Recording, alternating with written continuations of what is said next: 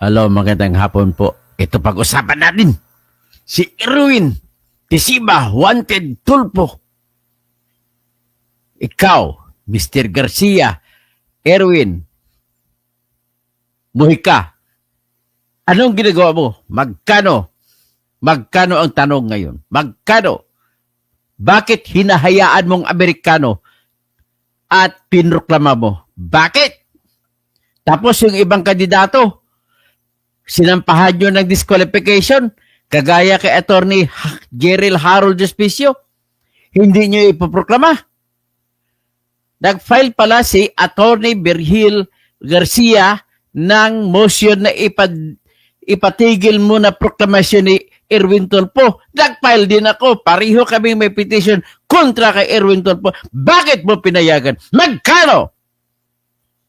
Magkano? George Erwin Garcia? Grabe ka. Double standard ka. Ano meron kay Tulfo na wala kay Jerrel Harold Despicio? Pareho naman mawawala ka ng jurisdiction kapag naproklama mo. Si Jerrel Harold, pag naproklama mo, ang jurisdiction niyan ay nandun sa korte, sa RTC. Gayon, si Tulfo, kay pinroklama mo, nandun kayo sa Senate Electoral Tribunal. Dinadagdagan mo ang gastos namin na question. Mahal-mahal pa naman ng inyong filing fee dyan. 10,100 kada tao. Sobra kayo. Nagdinegosyo na kayo. O ito, pakinggan nyo si yung ako, nakipag-join ako, Attorney Virgil Garcia. Pareho pa naman kayo Garcia. Pero ikaw ang the better Garcia. Kaysa yung si Erwin Garcia. Pakinggan natin si Attorney Virgil Garcia na isa sa mga nagsampa ng disqualification case laban kay Erwin Tulfo. Hindi ko alam, pareho pala kaming dalawa nagsampa. Dalawa kami petitioner, dalawa kami dinidma, hindi ba lang inaksyonan ang aming mga petition? Ano kang klase? 30 days lamang meron ka, Mr. Erwin Garcia, na desisyonan mong aming petition. 30 days mula nung nasabit ang answer memorandum. Ang 34 days sa aking petition ay May 14. Hindi mo inaksyonan? Tapos pinuklama mo ng May 16? Pakinggan natin siya, no? Dalawa na kami nagpigati dito. Para sa Pilipinas ang laban po namin, hindi para kung kanino man. Ito po. Citizenship by assuming a fictitious identity. Erlich Sylvester Tulfo. He served in the U.S. Army. Nabuko yan. Binawian siya ng U.S. passport. He escaped to the Philippines to avoid getting prosecuted in the U.S. Nung nandito na siya sa Pilipinas, hindi siya naka-assume as DSWD Secretary because of citizenship issue. Surprisingly, naging congressman, nag-represent pinayagan. Kahit na hindi na siya natural-born Filipino. He ran for the Senate. Pinailan ko ng disqualification, hindi nyo ginalaw. Tinulugan ninyo.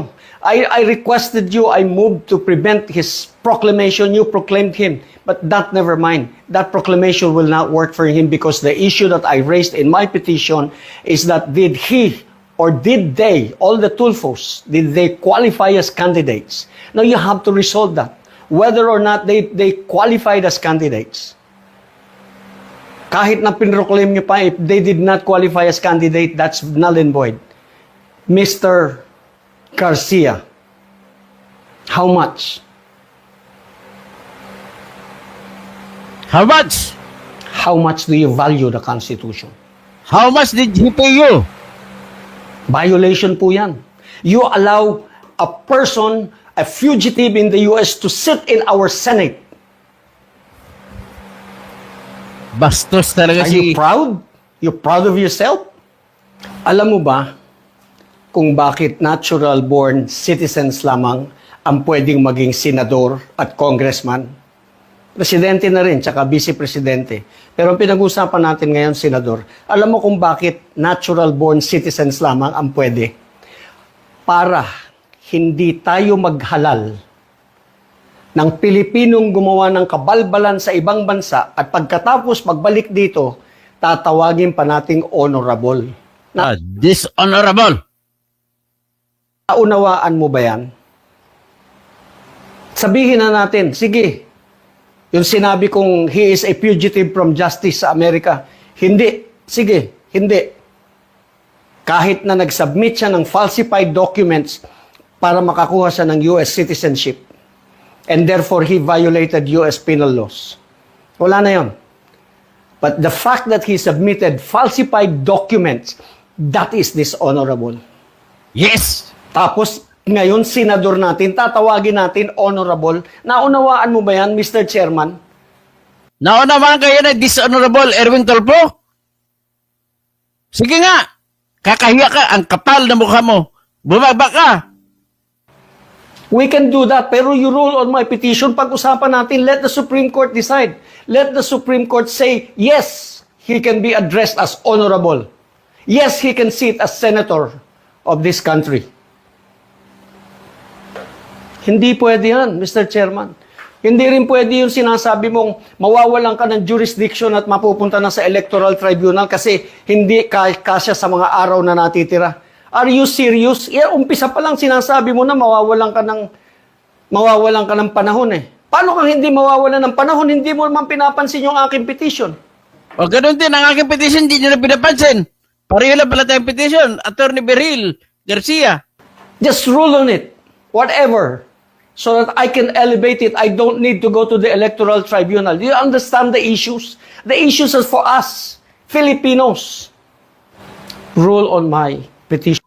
Binabastos tayo ni George Erwin Garcia eh. Alam naman niya yan. Alam niya yan. Pero sinasadya niya. At pero meron dun sa double standard. He does not respect the Equal Protection Clause. What you must apply to one must apply to all others. Bakit si Gerald Harold Despicio, attorney, ay hindi mo pinuklama? Bakit si Erwin Tulfo, pinuklama mo? At on top of that, Attorney Berhil Garcia, let me be clear. Ang overvotes na nakarehistro ay 17,098,000 plus. Ibig mo sabihin yan, Attorney Berhil, ang overvotes, ito po yung boto, mga baluta na ginuhitan ko noon ng sobra sa 12 ang binoto na senador. Maniwala ka ba dyan na 17 milyon na Pilipino, tanga-tanga? Hindi mo ba alam kung ilang, gaano karami kung ikumpara sa total registered voters ang 17 milyon? 30%, 69 milyon ang ating botante, tapos 17 milyon, hindi bumoto na pagkasenador? Akalain mo, yung number 1, si Bongo, 27 million, pwede pa siyang habulin. Ang mga top 12, pwede pang talunin ng mga hanggang number 50. Grabe ito si Erwin Garcia. Sinasadya nyo yan talaga.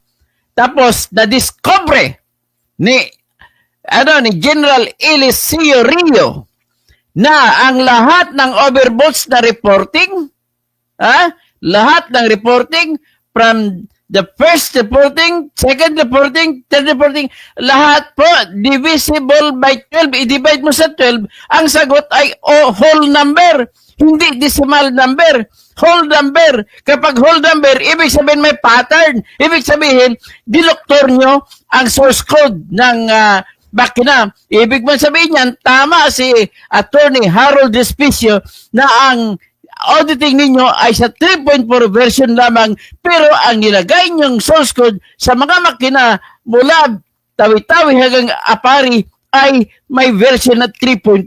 Hindi nyo pinacheck. Ano ka ba? Magkano ka ba, Erwin George Mujica Garcia? Totoo pala yung 1 billion na miro na bribery sa'yo, na sohol? Kasi ayon kay Senator Marcolita? Sumagot ka, Erwin Garcia.